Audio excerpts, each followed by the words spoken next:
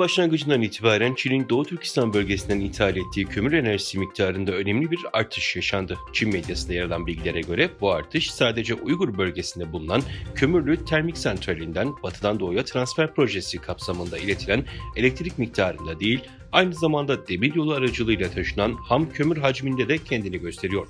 TangeTak isimli kaynağın 4 Nisan tarihli raporuna göre yılın ilk 2 ayında Uygur bölgesinden Çin'in diğer eyaletlerine gönderilen elektrik miktarı 18,249 milyar kilovata ulaşırken bu süreçte günlük ortalama olarak 304 milyon kilovat elektrik satışı gerçekleştirildi. Haberlere göre Çin'in diğer eyaletlerine sevk edilen toplam elektrik miktarının yaklaşık 1/4'ü yenilenebilir enerji kaynaklarından sağlandı.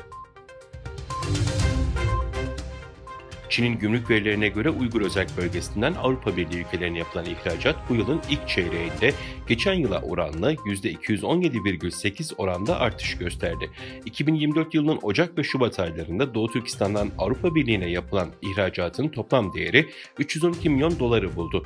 Bu rakam önceki yılın aynı dönemine göre önemli bir yükseliş gösterdi. AB pazarına gönderilen ürünler arasında lityum iyon piller, domates sosu ve diğer düşük maliyetli ürünler öne çıkıyor. Bununla birlikte bazı uluslararası raporlar söz konusu ürünlerin üretiminde zorunlu emeğin kullanıldığını belirtiyor ve bu durum ihracat rakamlarındaki artışa rağmen etik kaygıları gündeme getiriyor. Çin, Ukrayna hedeflerine yönelik saldırılar için Rusya'ya uydu görüntüleri sağlıyor. Ukrayinska Pravda'nın 7 Nisan tarihinde ABD merkezi Bloomberg'e dayandırdığı haberine göre Çin, Rusya'ya Ukrayna'ya yönelik saldırıları için yardımlarını arttırdı. Çin, Rusya'ya askeri amaçlı uydu görüntülerinin yanı sıra tanklar için mikroelektronik çip ve makine aletleri sağladı. Ayrıca Çin'in yardımları arasında optik füze yakıtları ve artan uzay işbirliği var. 2023 yılında iki ülke arasındaki ticaretin 240 milyar ABD doları tutarında rekor bir seviyeye ulaştığı kaydedildi. Ayrıca Rusya, Çin'e kömür ve petrol gibi mal ihracatını da arttırdı. ABD Hazine Bakanı Çin ziyaretinde iki ülke ulusal ve küresel ekonomilerinin dengeli büyümesi ve kara parayla mücadelede işbirliği için yeni ortak inisiyatifler başlatacaklarını duyurdu.